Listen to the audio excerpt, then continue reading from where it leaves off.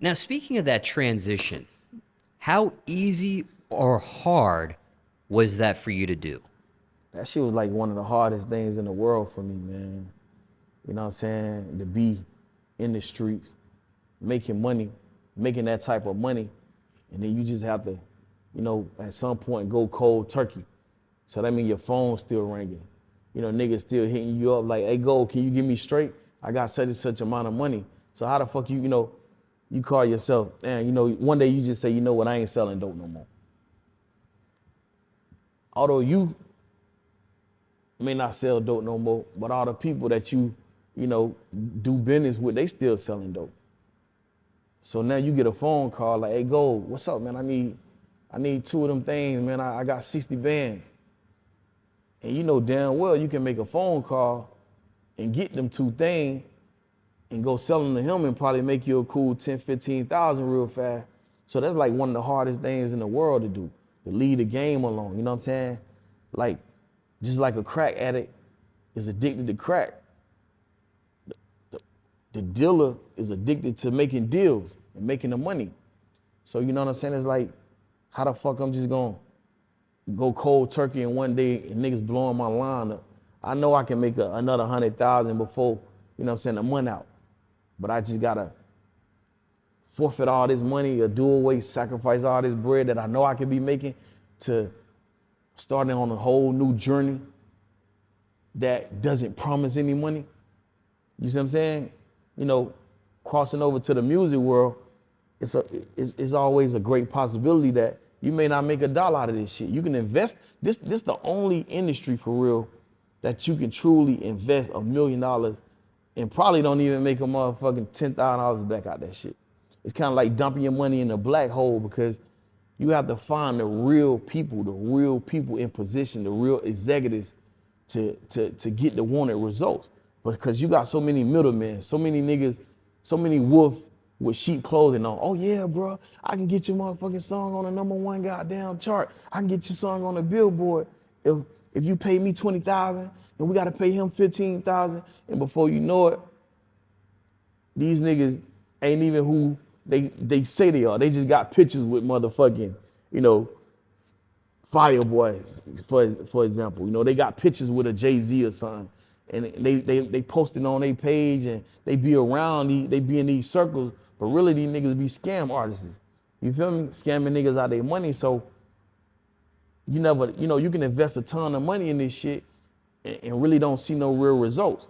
But I know if I get $1 million, or if I get $10,000 and go invest this shit in some weed, go invest this shit into some motherfucking coke, bitch, I know what the streets do with it. You see what I'm saying? So that shit was a real struggle for me, you know what I'm saying? Like making that transition, knowing damn well it's a possibility I can't make the type of money I made in the streets, you see what I'm saying? Through music. Now, when you use an analogy such as, I can't remember if you said crack or crack addict or junkie or I don't know, but you mentioned something of that nature. Yeah. Were you addicted to the streets at one point? Were you addicted to the street life? Were you addicted to the fast money? I was addicted to all of them. I was addicted to the streets, the fast money, and the street life. You know what I'm saying? Because the fast money come with the street life. And the street life, obviously you gotta be in the streets to live the street life. So it's like, it ain't one without the other. Because in the street, shit really be popping, man. You know what I'm saying? Like, that's why you see a lot of rappers nowadays. You say, damn, bro, you got all this money, but you still in the hood. It's like the lifestyle is addictive. And it's hard to just do away with that shit, man. Once you've been living it for so long, it becomes a part of who you are. That's why they be like, you can take the nigga up out the ghetto, but you can't take the ghetto up out the nigga. So no matter where you go, you're gonna always find that type of lifestyle to integrate with, to mingle with. You see what I'm saying? And that's how it was for me. But nowadays I'm kind of like, every time I went back to Macon, I couldn't help but go to my hood. I ain't give a fuck if I had just bought a new Benz and I wanted to show the niggas in my hood, nigga. I need to get the approval from my hood first. You know what I'm saying? Like, this how we move. Like, we do this shit, we put on for the hood. Everything I did growing up, I did it for the hood. I put on for the hood. That shit became a part of who I am, a part of who I was. You know what I'm saying? It's still, to a certain degree, a part of who I am. You know what I'm saying? Like, I just did a turkey drive in my city 2 days before Thanksgiving. And shit, you know, I couldn't go to the city without going back to the hood. And that's a real deal. That's a real motherfucking flaw that we have coming from the street, because that be the same shit that get us killed. We can't motherfucking, you know, go somewhere without involving the hood, without just leaving the street business alone. And that's a lot of problems that, you know, that's a lot of problems that we have with having that mentality. You feel me? So to eradicate that mentality, you have to go through some shit like like exorcism or some shit, you know what I'm saying? To just completely eradicate that mentality, because it's in us. Even now, you know what I'm saying? Like, we in the hood every day. Pakistan, that's our hood. You know what I'm saying? Like, we there every day. The shit be jumping. Cars everywhere, you know what I'm saying? Bitches coming through, like, you know, this what in the back we got the masjid where we pray at. In the front, you know what I'm saying? It's a motherfucking block party every day. So, you know, no matter how much money we get, we still on some hood shit.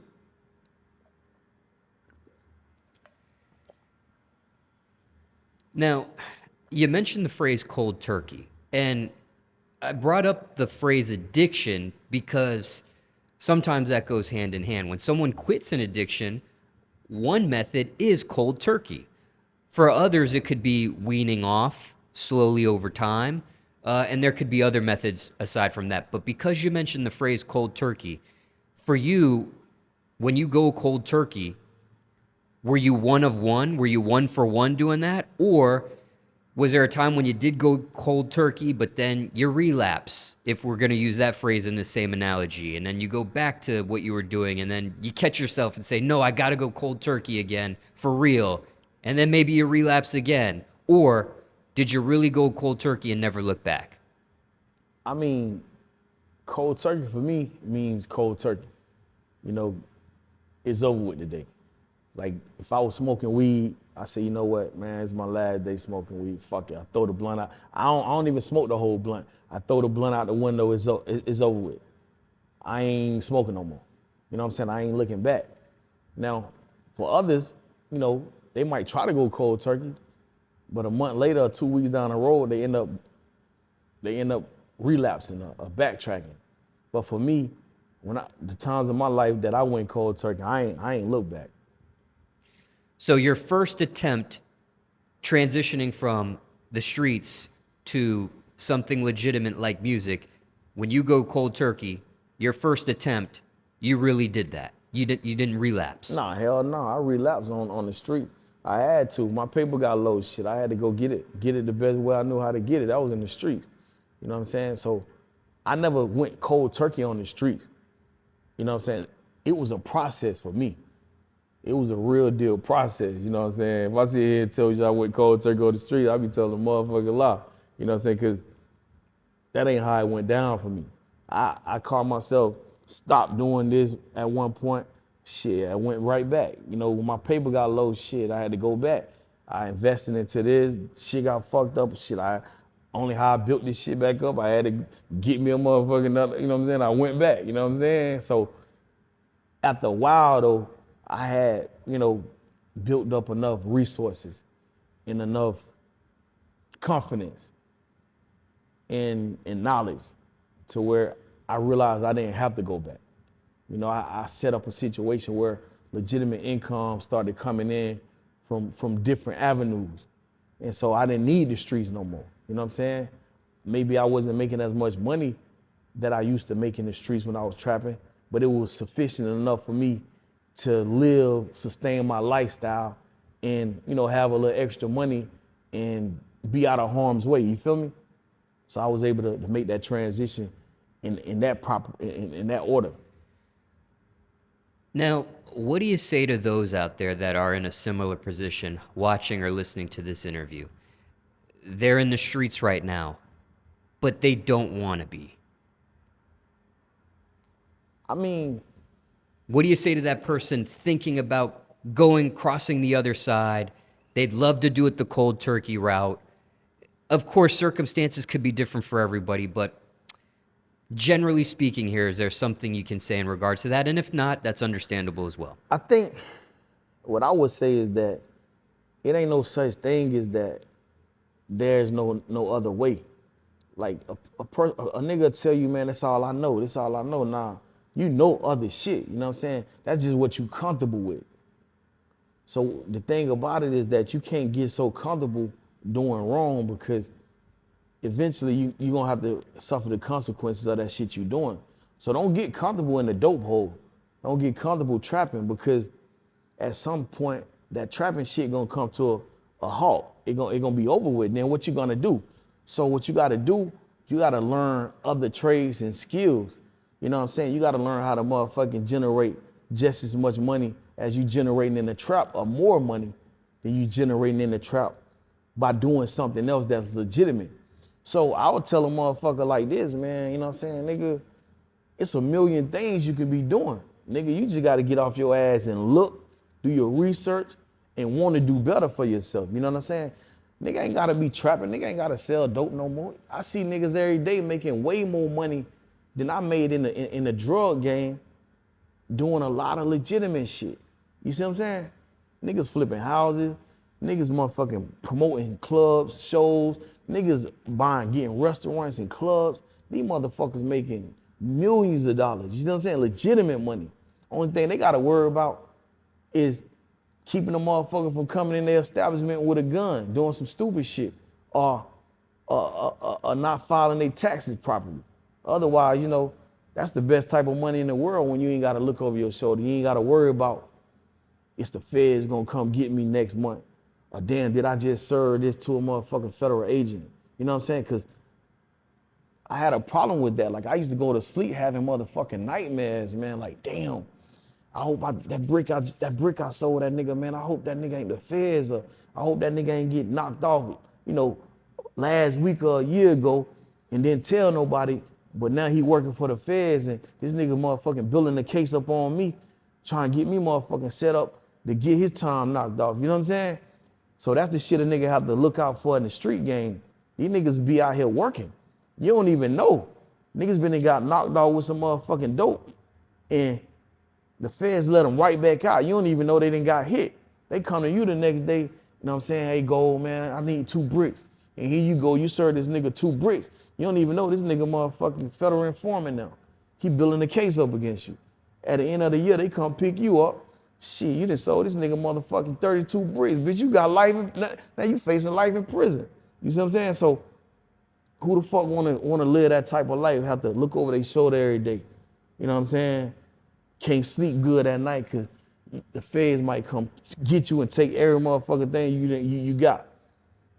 So it's like niggas in the street, they be hustling up all this shit. They buy a car, they buy a house, but really it's like they just buying this shit as a loaner, because the police come right and take every goddamn thing you work hard for. So it's kind of like you hustling in vain. You see what I'm saying? A lot of niggas ain't gonna be like Big Meech. You know, was fortunate enough to have such a great story and big ass name to where somebody like 50 Cent wanna come, you know, put his son through motherfucking acting school, where, you know, he can turn the family business into a legitimate business now. Everybody ain't gonna have that opportunity to get out and rebuild it and do it all over again. You see what I'm saying? Some niggas, when they get they shit took, and they gonna sit in that bitch for the rest of their life. I was in prison with niggas, man, they ain't never getting out of prison. You know, wishing they motherfucking had an opportunity to tell on a bitch, you know what I'm saying?